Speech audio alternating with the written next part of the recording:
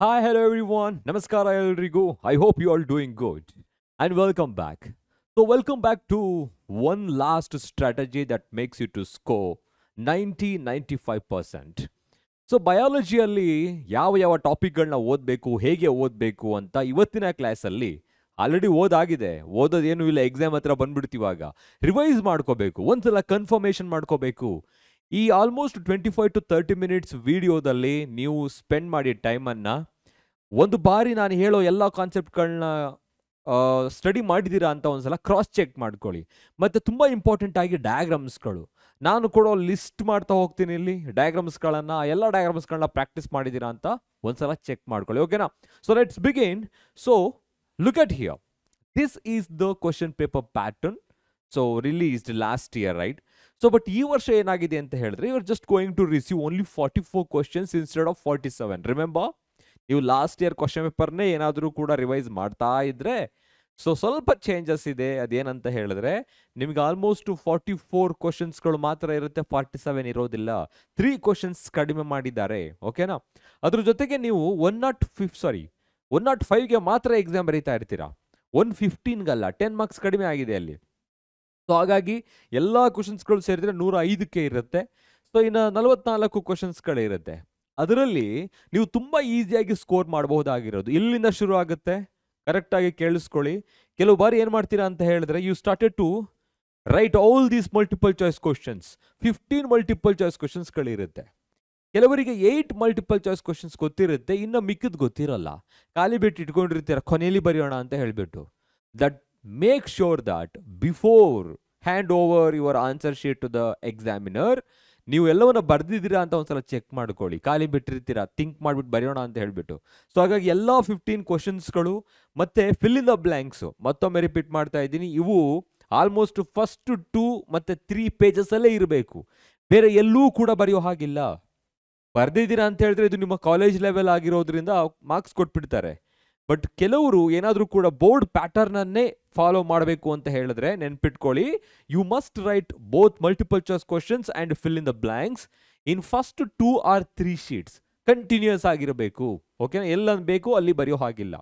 So ಹಾಗಾಗಿ ನಿಮಗೆ 15 marks ತುಂಬ ಈಸಿಯಾಗಿ ಸ್ಕೋರ್ ಮಾಡ್ಬೋದು.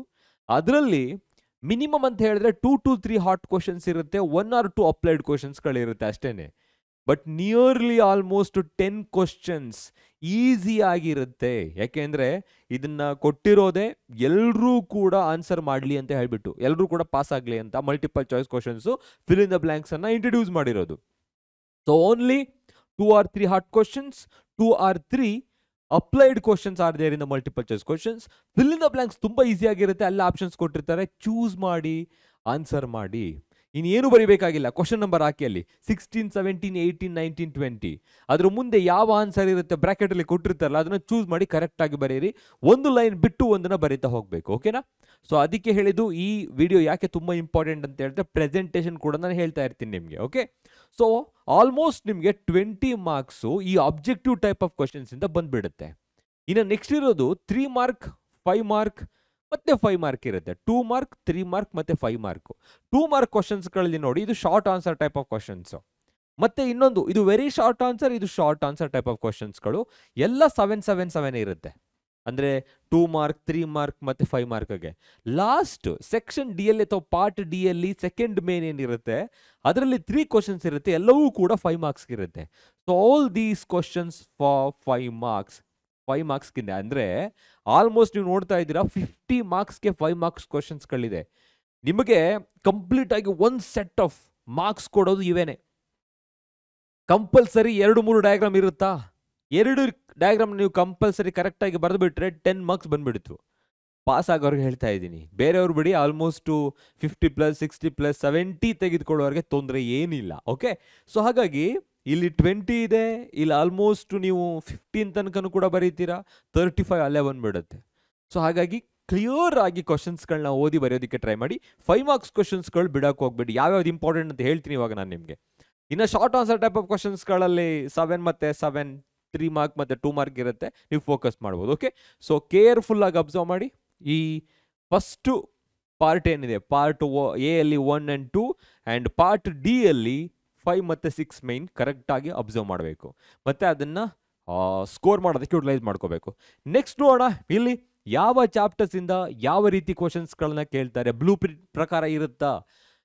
ಆಲ್ಮೋಸ್ಟ್ 90% ಬ್ಲೂ ಪ್ರಿಂಟನ್ನು ಫಾಲೋ ಮಾಡ್ತಾರೆ, 10% ಮಾತ್ರ ವೇರಿ ಆಗುತ್ತೆ. ಓಕೆನಾ?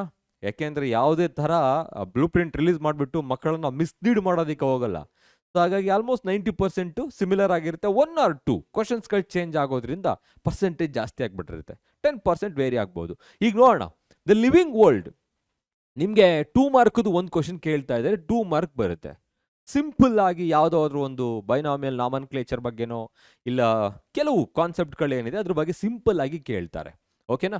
ಅದನ್ನು ಬಿಟ್ಟರೆ ಬಯಾಲಜಿಕಲ್ ಕ್ಲಾಸಿಫಿಕೇಶನ್ ಅನ್ನೋ ಚಾಪ್ಟ್ರಲ್ಲಿ so you can observe multiple choice questions ಅಥವಾ ಫಿಲ್ ಇನ್ ದ ಬ್ಲಾಂಕ್ಸ್ ಅಲ್ಲಿ 1 ಮಾರ್ಕ್ ಕ್ವಶನ್ ಇದೆ, ಮತ್ತೆ 2 ಮಾರ್ಕ್ ಕ್ವಶನ್ಸು ಅಲ್ಲ, ಇದು 3 ಮಾರ್ಕ್ಗೆ ನೆನ್ಪಿಟ್ಕೊಳ್ಳಿ ಇವಾಗ. ಯಾಕೆಂದರೆ ಇಲ್ಲಿ 1+3 ಆದರೆ ಅದು 4 ಆಗೋದಕ್ಕೆ ಸಾಧ್ಯ. 3 ಮಾರ್ಕ್ಗೆ ಯಾವುದಾದ್ರೂ ಒಂದು ಕ್ವಶನ್ ಕೇಳ್ತಾರೆ. So they may ask anything. It may be related to diagram, TMV ಆಗ್ಬೋದು ಅಥವಾ ಬ್ಯಾಕ್ಟೀರಿಯೋಫೇಜ್, ನಾಸ್ಟಾಕ್, ಈ ಎಲ್ಲ ಡಯಾಗ್ರಾಮ್ಸ್ಗಳಿರುತ್ತೆ. ಸೊ ಲಿವಿಂಗ್ ವರ್ಲ್ಡ್ ಮತ್ತು ಬಯಾಲಜಿಕಲ್ ಕ್ಲಾಸಿಫಿಕೇಶನ್ ತುಂಬ ಸಿಂಪಲ್ ಆಗಿರೋ ಚಾಪ್ಟರ್ಗಳು. ಸೊ ಆ ಡಯಾಗ್ರಾಮ್ಸ್ಗಳನ್ನ ಪ್ರಾಕ್ಟೀಸ್ ಮಾಡಿರಬೇಕು. ಲಿಸ್ಟ್ ಕೊಡ್ತೀನಿ ಮತ್ತೊಮ್ಮೆ ಕೊನೆಯಲ್ಲಿ. ಯಾವ 3 ಡಯಾಗ್ರಾಮ್ಸ್ ಹೇಳಿದೆವಾಗ ನಾನು ನಿಮಗೆ, Nostoc, TMV, tobacco mosaic virus, ಮತ್ತು ಇನ್ನೊಂದು ಬ್ಯಾಕ್ಟೀರಿಯೋಫೇಜ್ ಏನಿದೆ, 3 ಡಯಾಗ್ರಾಮ್ಗಳನ್ನ ಪ್ರಾಕ್ಟೀಸ್ ಮಾಡಿರಿ. ಕೇಳಿದ್ರೆ ಮ್ಯಾಕ್ಸಿಮಮ್ 2 ಮಾರ್ಕ್ ಕೇಳ್ತಾರೆ, ಸಿಂಪಲ್ ಡಯಾಗ್ರಾಮ್ಸು. ಇನ್ನು ಪ್ಲಾಂಟ್ ಕಿಂಗ್ಡಮ್ ಬಂದರೆ 6 ಮಾರ್ಕ್ಸ್ಗಿದೆ. ಅಂದರೆ ಒಂದು ಕ್ವಶನ್ನು 5 ಮಾರ್ಕ್ಗೆ ಕಂಪಲ್ಸರಿ ಇರುತ್ತೆ, compulsory. That means they may ask general characteristics or salient features of any phylum or it may be any class. ಇವಾಗ ಡಿವಿಷನ್ ಅಂತ ಮಾತ್ರ ಹೇಳ್ತೀನಿ ನಾನು ನಿಮಗೆ. ಈಗ ಪ್ಲಾಂಟ್ ಕಿಂಗ್ಡಮ್ ಅಂತ ಬಂದಾಗ multicellular algae, bryophytes, gymnosperms, angiosperms, ಇನ್ನೊಂದು ಮಿಸ್ ಆಯ್ತಲ್ವ ಅಲ್ಲಿ, ಟೆರಡೋಫೈಟ್ಸು. Multicellular algae, ಬ್ರಯೋಫೈಟ್ಸು, pteridophytes, gymnosperms, angiosperms, ಇಷ್ಟರಲ್ಲಿ ಯಾವುದಾದ್ರೂ ಕೂಡ ಒಂದು ಸೇಲಿಯಂಟ್ ಫೀಚರ್ಸನ್ನು 5 ಮಾರ್ಕ್ಗೆ ಕೇಳಬಹುದು. ಇಲ್ಲ ಈ ಡಬಲ್ ಫರ್ಟಿಲೈಸೇಷನ್ ಡಯಾಗ್ರಾಮ್ ಇದೆ ನೋಡಿ, ಅದನ್ನು ಎಕ್ಸ್ಪ್ಲೈನ್ ಮಾಡಿ ಅಂತ 5 ಮಾರ್ಕ್ಗೆ ಕೇಳಬಹುದು. ಸೊ ಹಾಗಾಗಿ ಎಲ್ಲವೂ ಕೂಡ ಇಂಪಾರ್ಟೆಂಟೇ, ಆದರೆ just you need to remember 5 important salient features from all the divisions of the plant kingdom. ಓಕೆನಾ? ಸೊ ನೆಕ್ಸ್ಟ್ ಅದಾದಮೇಲೆ ಅನಿಮಲ್ ಕಿಂಗ್ಡಮ್ ಅಲ್ಲಿ 9 ಮಾರ್ಕ್ಸ್ಗಿದೆ. ಅದರಲ್ಲಿ ಆಲ್ಮೋಸ್ಟ್ ಸ್ಟಡಿ ಮಾಡಿರ್ತೀರಾ. From the beginning of Porifera till the end of the class Mammalia, all the characteristic features you should remember. ಯಾವುದೇ ಡಯಾಗ್ರಾಮ್ಸ್ಗಳು ಈ 2 ಚಾಪ್ಟರ್ಗಳಿಂದಲೂ ಬರೋದಿಲ್ಲ. ಸೊ ಇಲ್ಲಿ ಬಂದರೆ ಸೇಲಿಯಂಟ್ ಫೀಚರ್ಸ್ಗಳನ್ನ ಮಾತ್ರ ಕೇಳ್ತಾರೆ. I am just writing here, they are going to ask about salient features. That means general or unique characteristic features of a phylum or the class. ವರ್ಟಿಬ್ರೇಟ್ಸ್ಗಳಲ್ಲಿ ಕ್ಲಾಸ್ಗಳು, ಇನ್ನು ಇನ್ವರ್ಟಿಬ್ರೇಟ್ಸ್ಗಳಿಗೆ ಬಂದಾಗ ಫೈಲಮ್ ಇದೆ ನೋಡಿ, ಪೊರಿಫೆರಾ ಟು ಹೆಮಿಕಾರ್ಡೇಟಾ, ಅವೆಲ್ಲವೂ ಕೂಡ ಒಂದು 5 ಪಾಯಿಂಟ್ಗಳನ್ನ ನೆನ್ಪಿಟ್ಕೊಂಡಿರಿ. ಎಕ್ಸಾಂಪಲ್, ಬಾಡಿ ಫೀಚರ್ ಯಾವ ಥರ ಇರುತ್ತೆ ಅಂದರೆ ಅದು ಬೈಲ್ಯಾಟ್ರಲ್ ಸಿಮೆಟ್ರಿಕಲ್ ಆಗಿರುತ್ತಾ, ಸೀಲೋಮೇಟ್ ಆಗಿರುತ್ತಾ, ಎಸಿಲೋಮೇಟ್ ಆಗಿರುತ್ತಾ, ಟ್ರಿಪ್ಲೋಬ್ಲಾಸ್ಟಿಕ್ ಆಗಿರುತ್ತಾ, ಸೆಗ್ಮೆಂಟೆಡ್ ಆಗಿರುತ್ತಾ, ಅನ್ಸೆಗ್ಮೆಂಟೆಡ್ ಆಗಿರುತ್ತಾ, ಒಂದು ಫೀಚರ್ ಆಯಿತು. ನೆಕ್ಸ್ಟ್ ಅದಾದಮೇಲೆ ಅದರಲ್ಲಿ ಯಾವ ಥರ ಡೈಜೆಸ್ಟಿವ್ ಸಿಸ್ಟಮ್ ಇರುತ್ತೆ, ಎಕ್ಸ್ಟ್ರಾ ಸೆಲ್ಯುಲಾರ, ಇಂಟ್ರಾ ಸೆಲ್ಯುಲಾರ, ಅದು ಫಸ್ಟ್ 2 ಅಲ್ಲಿ ಮಾತ್ರ ಬರುತ್ತೆ, ಫಸ್ಟ್ 3 ಅಲ್ಲಿ. ಅದನ್ನು ಬಿಟ್ಟರೆ ರೆಸ್ಪಿರೇಷನ್ ಯಾವ ಥರ ಇರುತ್ತೆ, ನರ್ವಸ್ ಸಿಸ್ಟಮ್ ಯಾವ ಥರ ಇರುತ್ತೆ, ಲೋಕೋಮೋಷನ್ ಯಾವ ಥರ ಇರುತ್ತೆ, ರೀಪ್ರೊಡಕ್ಷನ್ ಯಾವ ಥರ ಇರುತ್ತೆ, ಎಕ್ಸ್ಕ್ರೀಟ್ರಿ ಪ್ರಾಡಕ್ಟ್ಸ್ ಅಲ್ಲ ಇಲ್ಲಿ, ಸ್ಟ್ರಕ್ಚರ್, ಫ್ಲೇಮ್ ಸೆಲ್ಸ, ನೆಫ್ರಿಡಿಯಾನ, ಈ ಥರ ಈ ಇಂಪಾರ್ಟೆಂಟ್ ಕ್ಯಾರೆಕ್ಟರಿಸ್ಟಿಕ್ ಫೀಚರ್ಸ್ಗಳನ್ನ ನೆನ್ಪಿಟ್ಕೊಂಡಿರಿ. They are going to ask you animal ಕಿಂಗ್ಡಮಲ್ಲಿ. ಇನ್ನು ಇಲ್ಲಿ 5, ಇಲ್ಲಿ 3 ಮತ್ತು 1, 3 ಮಾರ್ಕ್ಗೆ ಎಗೈನ್ ಏನು ಬೇಕಾದರೂ ಕೇಳ್ಬೋದು. Write any 3 important characteristic features. Write or distinguish between chordates and non-chordates. Distinguish between chondrichthyes and ostricthyes. ಯಾವ ಥರ ಬೇಕಾದರೂ ಕೇಳ್ಬೋದು 3 ಮಾರ್ಕ್ಗೆ. ಸೊ ಅದನ್ನ ಓದಿದ್ದೀರಲ್ಲ, chondrichthyes ಮತ್ತು ostricthyes ಡಿಫ್ರೆನ್ಸಸ್ಗಳು, chordates ಮತ್ತು ನಾನ್ chordates ಮಧ್ಯೆ ಇರೋ ಒಂದು 5 ಡಿಫ್ರೆನ್ಸ್ ಕೊಟ್ಟಿದ್ದಾರೆ, 3 ನೆನ್ಪಿಟ್ಕೊಂಡ್ರೆ ಸಾಕಾಗಿರುತ್ತೆ. ಅದು ಡಿಫ್ರೆನ್ಸ್ ಇಲ್ಲಿ ಕೇಳ್ತಾರೆ. ಇಲ್ಲ general characteristic features of Aves, amphibians, mammals, ಈ ಥರ 3 ಮಾರ್ಕ್ಗೆ ಕೇಳಬಹುದು. Okay, I hope you have practised all the characteristic features. Next morphology of flowering plants ಅಂತ ಬಂದಾಗ ತುಂಬ ಸಿಂಪಲ್ ಆಗಿರೋ ಚಾಪ್ಟರು. ಇದರಲ್ಲಿ 2 ಮಲ್ಟಿಪಲ್ ಚಾಯ್ಸ್ ಕ್ವಶನ್ಸು ಮತ್ತು ಆಲ್ಮೋಸ್ಟ್ 3 ಮಾರ್ಕ್ಗೆ ಒಂದು ಕ್ವಶನನ್ನು ಕೇಳ್ತಾರೆ. ಮಾರ್ಫಾಲಜಿ ಅಂತ ಬಂದಾಗ ಸಿಂಪಲ್ ಆಗಿ ಈಗ ಪ್ಲೆಸೆಂಟೇಷನ್, ಈಸ್ಟಿವೇಷನ್ ಕೇಳಿದಿರಲ್ಲ, ಅದರಲ್ಲಿ ಯಾವುದಾದ್ರೂ ಕೂಡ ಕೇಳಬಹುದು. Or it may be the different structures of flowers, ತುಂಬ ಸಿಂಪಲ್ ಆಗಿ. ಸೊ ಹಾಗಾಗಿ ಆಲ್ಮೋಸ್ಟ್ ತುಂಬ ಕೇಳೋದು ಪ್ಲೆಸೆಂಟೇಷನ್ ಆಗಿರ್ಬೋದು, ಈಸ್ಟಿವೇಷನ್ ಆಗ್ಬೋದು, ಡಿಫ್ರೆಂಟ್ ಟೈಪ್ಸ್ ಏನಿದೆ ಅವುಗಳನ್ನು ಕೇಳ್ತಾರೆ. 5 ಮಾರ್ಕ್ ಈ ಚಾಪ್ಟರಿಂದ ಬರುತ್ತೆ. ನೆಕ್ಸ್ಟ್ ಅನಾಟಮಿ ಆಫ್ ಫ್ಲವರಿಂಗ್ ಪ್ಲಾಂಟ್ಸಲ್ಲಿ 3 ಮಾರ್ಕ್ಗೊಂದು ಮತ್ತು ಇಲ್ಲಿ 1 ಮಾರ್ಕ್ಗೊಂದಿದೆ. So they may ask about any ಈಗ ಇಂಟರ್ನಲ್ ಫೀಚರ್ ಅಂದರೆ ಅನಾಟಮಿಕಲ್ ಸ್ಟ್ರಕ್ಚರ್ನ ಎಕ್ಸ್ಪ್ಲೈನ್ ಮಾಡಿ ಅಂತ ಕೇಳ್ಬೋದು ಈ ಚಾಪ್ಟರಿಂದ. ಸೊ ಹಾಗಾಗಿ 5 ಮಾರ್ಕ್ಗೆ ಕೇಳಲ್ಲ, 3 ಮಾರ್ಕ್ಗೆ ಕೇಳ್ತಾರೆ. You can easily guess what they are going to ask for 3 mark once you go through the text book. ನೋಡಿದ್ರೆ ಆ ಟೆಕ್ಸ್ಟ್ ಬುಕ್ಕಿನಲ್ಲಿ ಡಯಾಗ್ರಾಮ್ಗಳಾಗಿರೋ ಡಯಾಗ್ರಾಮ್ ಕೇಳಲ್ಲ ಆಲ್ಮೋಸ್ಟ್ ಇದರಿಂದ, ಯಾಕೆಂದರೆ ಪ್ರಾಕ್ಟಿಕಲಲ್ಲಿ ನೋಡಿರ್ತೀರ ನೀವು. ಸೊ ಇದು 4 ಮಾರ್ಕ್ ಆಗಿರುತ್ತೆ. ಇನ್ನು ಸ್ಟ್ರಕ್ಚರಲ್ ಆರ್ಗನೈಸೇಷನ್ ಅನಿಮಲ್ಸಲ್ಲಿ we are going to talk about only frog ಮಾತ್ರ ಇರುತ್ತೆ. ಸೊ ಇದರಿಂದ 3 ಮಾರ್ಕ್ಗೆ ಮಾತ್ರ ಇರೋದ್ರಿಂದ ಡಯಾಗ್ರಾಮ್ ಕೇಳೋದು ತುಂಬ ರೇರ್. ನೆನ್ಪಿಟ್ಕೊಳ್ಳಿ, they are not going to ask diagram because from this chapter only the frog portion is there. ಆ ಚಿಕ್ಕ ಕಾನ್ಸೆಪ್ಟ್ಗಳಿಗೆ 5 ಮಾರ್ಕ್ ಕೊಡೋದಕ್ಕಾಗಲ್ಲ. ಅದಕ್ಕೆ ಇಲ್ಲಿ ಏನು ಮಾಡ್ಬೋದು ಆಗಿದ್ರೆ 2 ಮಾರ್ಕ್ಗೆ they may ask about respiratory system, explain the mode of respiration in case of frog, cutaneous respiration, buccopharyngeal respiration, pulmonary respiration. ಹಾಗಂತ ಹೇಳಿದ್ರೇನು 3 different types of our mode of respiration explain ಮಾಡಿ ಅಂತ ಕೇಳ್ಬೋದು. ಇಲ್ಲ explain circulatory system in frog ಅಂತ ಕೇಳ್ಬೋದು. Explain the structure of male reproductive system in frog ಅಂತ ಕೇಳ್ಬೋದು. ಯಾಕೆಂದರೆ ಅಲ್ಲಿ 2 ಡಿಫ್ರೆಂಟ್ ಡಕ್ಟ್ಸ್ಗಳಿರಲ್ಲ. ಸ್ಪರ್ಮ್ ಮತ್ತು ಯೂರಿನನ್ನು ಕ್ಯಾರಿ ಮಾಡೋದಕ್ಕೆ ಯೂರೋಜೆನೈಟಲ್ ಡಕ್ಟ್ ಮಾತ್ರ ಇರುತ್ತೆ. ಈ ಥರ ಸ್ಟ್ರಕ್ಚರ್ಗಳು. Right any 3 or 2 benefits of frog for mankind. See ಅದು 2 mark question. Explain any or give any 2 morphological structures of frog. Morphology, mimicry ಅಂದರೆ ಏನು, ಅದೇ ರೀತಿಯಲ್ಲಿ ಕ್ಯಾಮೋಫ್ಲೇಜ್ ಅಂದರೆ ಏನು, 4 limbs ಮತ್ತು ಹೈಡ್ ಲಿಮ್ಸ್ಗಳಲ್ಲಿ ಎಷ್ಟು ಡಿಜಿಟ್ಸ್ಗಳಿರುತ್ತೆ, ಸೊ ಟಿಂಪ್ಯಾನಮ್ ಅಂದ್ರೆ ಏನು, ಈ ಥರ ಕ್ವಶನ್ಸ್ಗಳನ್ನು ಕೇಳಬಹುದು. ಓಕೆನಾ? ಹಾಗಾಗಿ 5 ಮಾರ್ಕ್ ಕ್ವಶನ್ ಇರೋದಿಲ್ಲ, ಡಯಾಗ್ರಾಮ್ ಇರೋದಿಲ್ಲ, ಕೇಳೋ ಆಗಿಲ್ಲ, ಯಾಕೆಂದರೆ 3 ಮಾರ್ಕ್ಗೆ ಮಾತ್ರ ಇದೆ. ಒಂದು ಮಲ್ಟಿಪಲ್ ಚಾಯ್ಸ್ ಕ್ವಶನ್, ಇನ್ನೊಂದು ಯೂಶುವಲ್ ಆಗಿ 2 ಮಾರ್ಕ್ಗಿದೆ.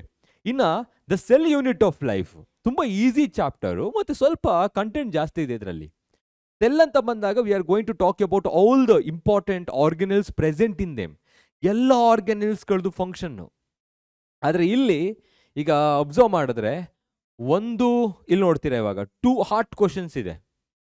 1 or 2 ಹಾರ್ಟ್ ಕ್ವಶನ್ಸ್ ಅನ್ನ ಕೇಳ್ಬೋದು ಈ ಚಾಪ್ಟರಿಂದ. ಅಂದ್ರೆ ಹಾರ್ಟ್ ಕ್ವಶನ್ ಅಂತ ಹೇಳಿದ್ರೆ ಏನು, ಐ ಹಾರ್ಡರ್ ಥಿಂಕಿಂಗ್ ಸ್ಕಿಲ್ಸ್ ಅಂತ ಹೇಳ್ತೀವಿ. They may ask about indirect questions. ಇಲ್ಲಿ ಸೆಲ್ ಸೈಕಲ್ ನೆಕ್ಸ್ಟ್ ಹೇಳ್ತೀನಿ ನಾನು, ಇಲ್ಲಿ ಬರೆದಾಗ ಇಲ್ಲಿ plant cell, animal cell, mitochondria, chloroplast, microtubule, ಈ ಎಲ್ಲ ಡಯಾಗ್ರಾಮ್ಸ್ಗಳನ್ನ ಪ್ರಾಕ್ಟೀಸ್ ಮಾಡಿರಬೇಕು. ಸೊ ಒಂದು ಡಯಾಗ್ರಾಮನ್ನು ಪ್ರಾಕ್ಟೀಸ್ ಮಾಡಿರಿ, ಅರ್ಥ ಆಯ್ತಾ? ಆ ಡಯಾಗ್ರಾಮಲ್ಲಿ ಯಾವ ಥರ ಇಂಡೈರೆಕ್ಟ್ ಆಗಿ ಕ್ವಶನ್ಸ್ಗಳನ್ನ ಕೇಳಬಹುದು. ಇಲ್ಲ ಬೇರೆ ಬೇರೆ ಕಾನ್ಸೆಪ್ಟ್ಗಳಿದೆ ಇದೇ ಚಾಪ್ಟ್ರಲ್ಲಿ. ಈಗ mitochondria, explain the structure of mitochondria, chloroplast, nucleus, ಈ ಥರ. ಮತ್ತು ಫ್ಲೂಯಿಡ್ ಮೊಸಾಯಿಕ್ ಮಾಡೆಲ್ ಅಂತ ಏನು ಹೇಳ್ತೀವಿ, FM, fluid mosaic model of plasma membrane, diagram ಆಗ್ಬೋದು, ಇಂಡೈರೆಕ್ಟ್ ಕ್ವಶನ್ ಕೇಳ್ಬೋದು. ಈ ಥರ ಸೆಲ್ ದ ಯೂನಿಟ್ ಆಫ್ ಲೈಫಲ್ಲಿ. ನೆಕ್ಸ್ಟ್ ಬಯೋಮಾಲಿಕ್ಯೂಲ್ಸ್ ಚಾಪ್ಟರಿಂದ 6 ಮಾರ್ಕ್ಸ್ ಕ್ವಶನ್ಸ್ ಬರುತ್ತೆ, 5 ಮಾರ್ಕ್ಗೆ ಇರೋದಿಲ್ಲ ಇದರಲ್ಲಿ. ಅಂದರೆ 3 + 2 + 1 ಅಂತ ಹೇಳ್ತೀವಿ. 3 ಮಾರ್ಕ್ಗೊಂದು, 2 ಮಾರ್ಕ್ಗೊಂದು ಮತ್ತು 1 ಮಾರ್ಕ್ಗೊಂದು. ಸೊ ಏನು ಕ್ವಶನ್ ಕೇಳ್ಬೋದು? They may ask about the tertiary quaternary structure of protein structure ಬಗ್ಗೆ ಕೇಳ್ಬೋದು. ಇಲ್ಲ ಲಿಪಿಡ್ದು ಫಂಕ್ಷನ್ಗಳು ಕೇಳ್ಬೋದು. ಬಯೋಮ್ಯಾಕ್ರೋ ಮಾಲಿಕ್ಯೂಲ್ಸ್ ಅಂತ ಏನು ಹೇಳ್ತೀವಿ, ನ್ಯೂಕ್ಲಿಯಿಕ್ ಆ್ಯಸಿಡ್ ಬಗ್ಗೆ ಕೇಳ್ಬೋದು. ಫೈನಲ್ ಆಗಿ ಎನ್ಸೈಮ್ಸ್ಗಳ ಬಗ್ಗೆ ಸ್ಟಡಿ ಮಾಡಿರಿ. ಓಕೆ, ಯಾವುದ್ರ ಬಗ್ಗೆ ಹೇಳ್ತಾ ಇದ್ದೀನಿ? ಎನ್ಸೈಮ್ಸಲ್ಲಿ ತುಂಬ ಇದೆ. 3 ಮಾರ್ಕ್ಗೆ explain any 3 properties of or write any 3 properties of enzyme ಅಂತ ಕೇಳ್ಬೋದು. ಅದಾದಮೇಲೆ ನಾಮನ್ಕ್ಲೇಚರ್ ಆಫ್ ಎನ್ಸೈಮ್ಸ್ ಏನಿದೆ, ಲಾಸ್ಟಲ್ಲಿ ಕ್ಲಾಸಿಫಿಕೇಶನ್ ಆಫ್ ಎನ್ಸೈಮ್ಸ್ಗಳು, ಕ್ಲಾಸಸ್ಗಳು, ಲೈಗೇಸಸ್, ಲೈಯೇಸಸ್, ಐಸೋಮೆರೇಸಸ್, ಹೈಡ್ರೋಲೇಸಸ್, ಇದೆಲ್ಲ ಏನಿದೆ ಅವುಗಳನ್ನು ಕೇಳ್ತಾರೆ with examples. You should remember them. Okay, so factors which are affecting the enzymatic activity, ಯಾವ ಫ್ಯಾಕ್ಟರ್ಸ್ಗಳು ಅಫೆಕ್ಟ್ ಮಾಡುತ್ತೆ ಎನ್ಸೈಮ್ಸನ್ನು, ಅದರ ಎನ್ಸೈಮ್ಯಾಟಿಕ್ ಆಕ್ಟಿವಿಟಿಯನ್ನು, ಟೆಂಪರೇಚರ್ ಆಗ್ಬೋದು, ಸೊ pH ಆಗ್ಬೋದು, ಕಾನ್ಸಂಟ್ರೇಷನ್ ಆಫ್ ಸಬ್ಸ್ಟ್ರೇಟ್, ಇದನ್ನು ಬರಿಬೇಕು ನಾವು. ಸೊ ಹಾಗಾಗಿ ಇಲ್ಲಿ ಯಾವುದಾದ್ರೂ ಥರ ಕೇಳ್ಬೋದು. ಅಮೈನೋ ಆ್ಯಸಿಡ್ಗಳಲ್ಲಿ ಸ್ಟ್ರಕ್ಚರ್ ಕೇಳ್ತಾರೆ. ಗ್ಲೈಸಿನ್, ಅಲನೈನ್, ಟೆರೈನ್ ಅಂತ ಏನಿದೆ, ಅವು 3ರಲ್ಲಿ ಯಾವುದಾದ್ರೂ ಒಂದು ಸ್ಟ್ರಕ್ಚರ್ನ ಬರೆಯೋದಕ್ಕೆ 2 ಮಾರ್ಕ್ಗೆ ಕೇಳ್ತಾರೆ, ನೆನಪಿಟ್ಕೊಂಡಿರಿ. ಇನ್ನು ಸೆಲ್ ಸೈಕಲ್ ಆ್ಯಂಡ್ ಸೆಲ್ ಡಿವಿಷನಲ್ಲಿ ಅಬ್ಸರ್ವ್ ಮಾಡಿದ್ರೆ 6 ಮಾರ್ಕ್ಸ್ಗೆ ಕ್ವಶನ್ ಇದೆ. ಸೊ ಇಲ್ಲಿ ಆಲ್ಮೋಸ್ಟ್ ಇದು ವೇರಿ ಆಗುತ್ತೆ ಸರ್. 3 ಕ್ವಶನ್ಸು ಕೂಡ ಮಲ್ಟಿಪಲ್ ಚಾಯ್ಸ್ ಕ್ವಶನ್ ಅಲ್ಲೇ ಬರುತ್ತಾ? ಇಟ್ ಮೇ ವೇರಿ, ಇದು ವೇರಿ ಆಗುತ್ತೆ. ಅಲ್ಲಿಗೆ ಆ್ಯಡ್ ಮಾಡ್ಬೋದು ಅದನ್ನು. ಇಲ್ಲಿ 3+2 ಅಥವಾ 3+3 ಇದೆ, 6 ಇದೆ. ಇಲ್ಲೇನು ಮಾಡ್ತಾರೆ ಅಂದರೆ ಯಾವುದಾದ್ರೂ ಒಂದು ಮೈಟೋಸಿಸ್ ಮಿಯೋಸಿಸ್ದು ಫೇಸನ್ನು ಎಕ್ಸ್ಪ್ಲೈನ್ ಮಾಡಿ ಅಂತ ಕೇಳ್ಬೋದು. Okay, explain the metaphase of metaphase of usual ಆಗಿ ಮೈಟೋಸಿಸ್. ಇನ್ನು ಮೆಟಾಫೇಸ್ 1 ಆಫ್ ಮಿಯೋಸಿಸ್ ಅಂತ ಕೇಳ್ಬೋದು, ಅಥವಾ ಪ್ರೊಫೇಸನ್ನು ಎಕ್ಸ್ಪ್ಲೈನ್ ಮಾಡಿ ಅಂತ ಕೇಳ್ಬೋದು, ಅನಾಫೇಸ್ ಎಕ್ಸ್ಪ್ಲೈನ್ ಮಾಡಿ ಅಂತ ಕೇಳ್ಬೋದು. So anything they may ask, ಯಾವುದಾದ್ರೂ ಒಂದು ಫೇಸನ್ನು. ಇನ್ನು ಸೆಲ್ ಸೈಕಲ್ ಅಂತಲೇ ಒಂದು ಕಾನ್ಸೆಪ್ಟ್ ಇದೆ, ಡಯಾಗ್ರಾಮ್ ಕೇಳ್ಬೋದು, diagram of cell cycle. You should write that, diagram ಬರಿಬೇಕಾಗತ್ತೆ. ಸೊ ಹಾಗಾಗಿ 6 ಮಾರ್ಕ್ಸಿಗೆ ಬರುತ್ತೆ. ಇನ್ನು ಕಾಮನ್ ಆಗಿ ಓದಿದ್ರಿ ಅಂತ ಒಂದ್ಸಲ ಚೆಕ್ ಮಾಡ್ಕೊಳ್ತಾ ಇರಿ. ಫೋಟೋಸಿಂಥಸಿಸ್ ಇನ್ ಹೈಯರ್ ಪ್ಲಾಂಟ್ಸ್ ಅಂತ ಬಂದಾಗ ಒಂದು ಹಾಟ್ ಕ್ವಶನ್ಸ್ ಇರುತ್ತೆ, 6 ಮಾರ್ಕ್ಸ್ಗೆ ಕ್ವಶನ್ಸ್ಗಳನ್ನ ಕೇಳ್ತಾರೆ. ಪ್ರಾಕ್ಟೀಸ್ ಮಾಡಿದ್ದೀರಾ ಅಲ್ವಾ ಇದರಲ್ಲಿ? ಸೊ ತುಂಬ ಸಿಂಪಲ್ ಆಗಿರೋ ಚಾಪ್ಟರು. ಸೊ ಹಾಗಾಗಿ ಯೂಶಲಿ 6 ಮಾರ್ಕ್ಸ್ಗೆ ಬರುತ್ತೆ. ಇನ್ನು respiration in plants, photosynthesis in higher plants, ಒಂದು ಹಾಟ್ ಕ್ವಶನ್ಸ್ ಅಪ್ಲೈಡ್ ಕ್ವಶನ್ ಕೇಳ್ತಾ ಇದ್ರೆ ಮಲ್ಟಿಪಲ್ ಚಾಯ್ಸ್ ಕ್ವಶನಲ್ಲಿ ಅಪ್ಲೈಡ್ ಕ್ವಶನ್ ಒಂದಿದೆ. ಸರ್ ಇವೆರಡರಲ್ಲಿ ಏನು ತುಂಬ ಇಂಪಾರ್ಟೆಂಟ್ ಆಗಿರುತ್ತೆ? ಸೈಕಲ್ಸ್ಗಳಿದೆ, ನೆನಪಿರ್ಬೋದು ನಿಮಗೆ. Krebs cycle, Calvin cycle, glycolysis pathway ಏನಿದೆ ಅವೆಲ್ಲವೂ ಕೂಡ ಇಂಪಾರ್ಟೆಂಟು. ಪ್ರಾಕ್ಟೀಸ್ ಮಾಡಿ. Citric acid cycle, Calvin cycle, glycolysis, ಇವು ಮೂರರಲ್ಲಿ ಯಾವುದಾದ್ರೂ ಒಂದು ಕಂಪಲ್ಸರಿ ಕೇಳ್ತಾರೆ. 3 ಸೈಕಲ್ ಏನಿದೆ ಅಥವಾ ಪಾತ್ವೆ ಏನಿದೆ ಅದರಲ್ಲಿ ಒಂದು ಕಂಪಲ್ಸರಿ ಇರುತ್ತೆ.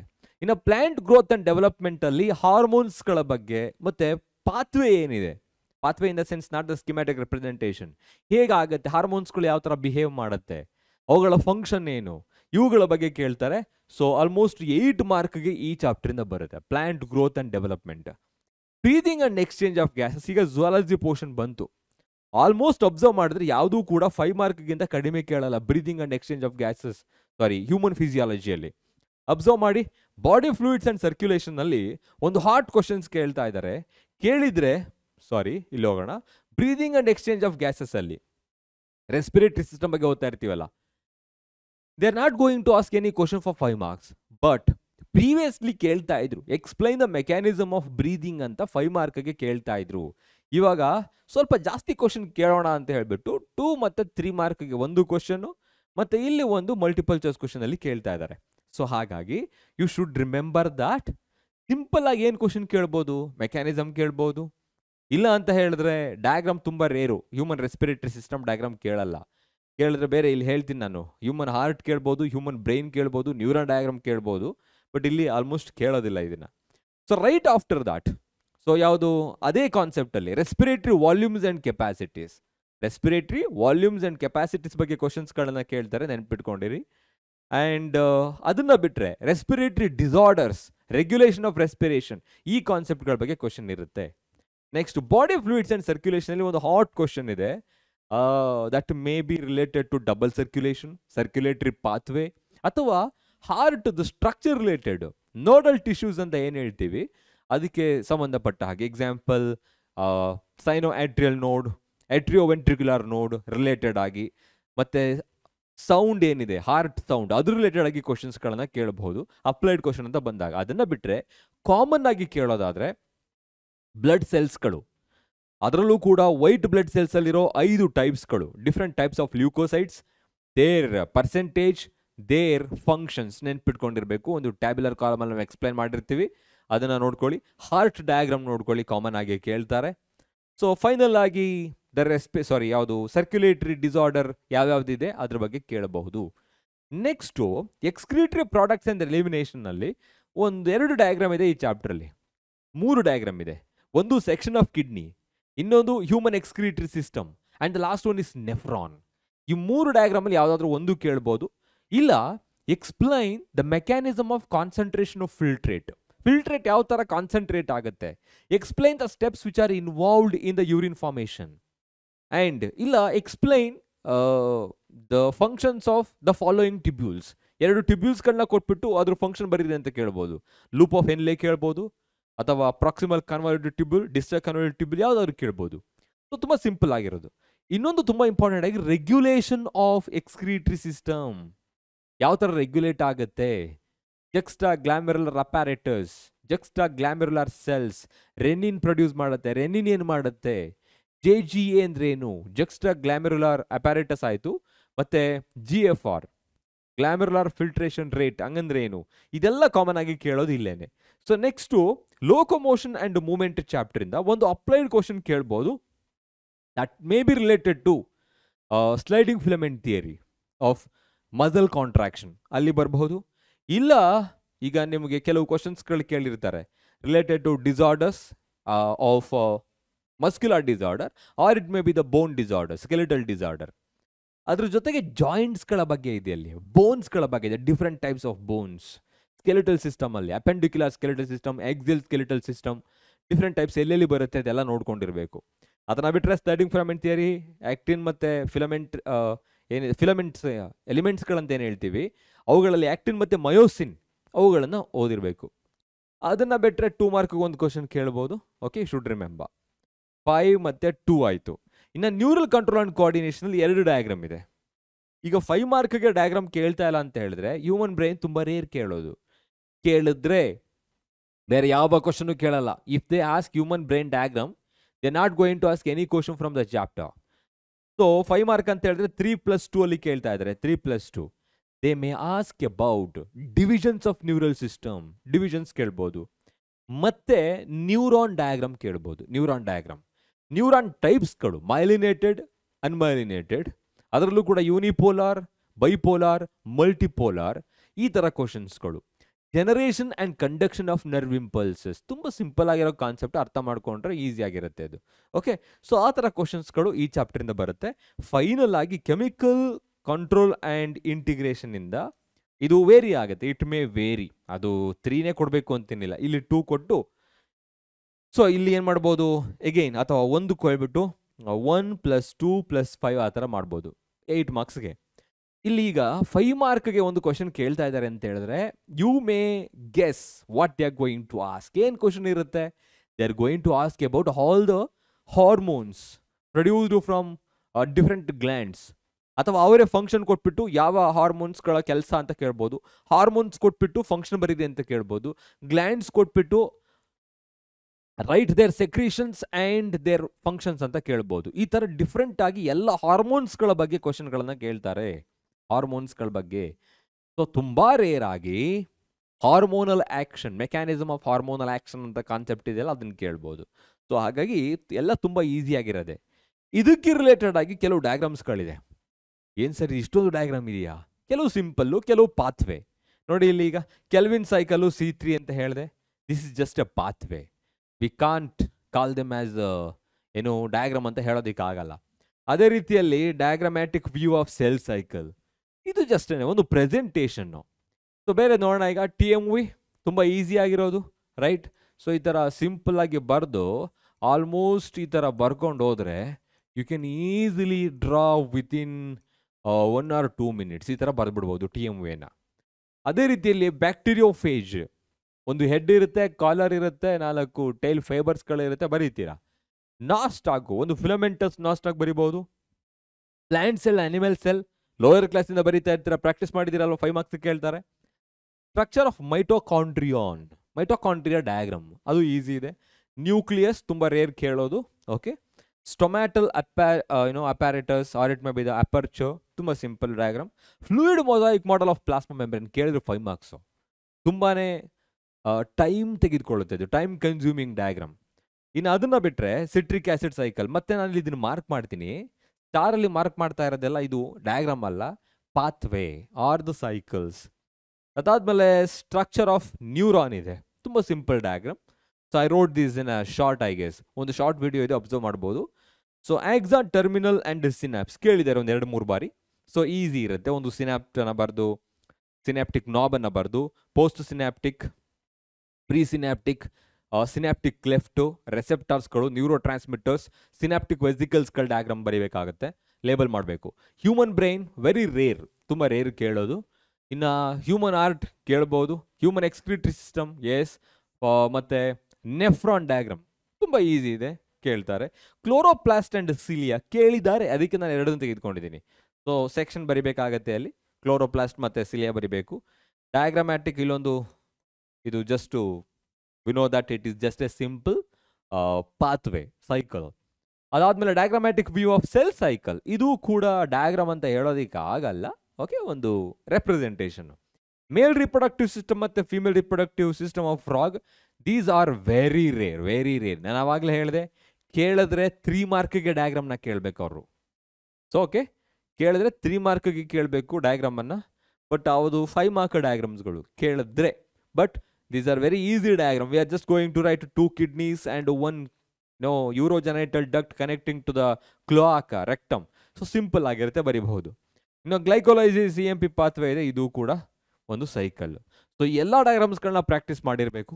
ಯಾವ ಯಾವ ಕಾನ್ಸೆಪ್ಟಿಂದ ಏನೇನು ಬರುತ್ತೆ ಅಂತ ಸಿಂಪಲ್ ಆಗಿ ಹೇಳಿದ್ದೀನಿ ನಾನು ನಿಮಗೆ. ಒಂದು ಗ್ಲ್ಯಾನ್ಸ್ ಆಗಿದೆ ಅಂತ ಅಂದ್ಕೊಳ್ತೀನಿ. ಓವರ್ ವ್ಯೂ ಆಗಿ ಸಿಕ್ಕಿದೆ ನಿಮಗೆ. ಸೊ ಪ್ರಾಕ್ಟೀಸ್ ಮಾಡಿ, ಅಕಸ್ಮಾತ್ ಪ್ರಾಕ್ಟೀಸ್ ಮಾಡಿಲ್ಲ ಅಂತ ಹೇಳಿದ್ರೆ ಬೇಗನೆ. So it is all about your class 11 biology. So complete exam ಆದಮೇಲೆ ಹೊಸ ಬ್ಯಾಚ್ಗೋಸ್ಕರ ಸೆಕೆಂಡ್ PUCಯಲ್ಲಿ ನಿಮಗೋಸ್ಕರ ವೆಯ್ಟ್ ಮಾಡ್ತಾ ಇರ್ತೀವಿ. ಓಕೆನಾ? So till then take care, have a nice day everyone. Bye bye. Marathon ಇದೆ, ಮ್ಯಾರಥಾನಲ್ಲಿ ಸಿಗೋಣ.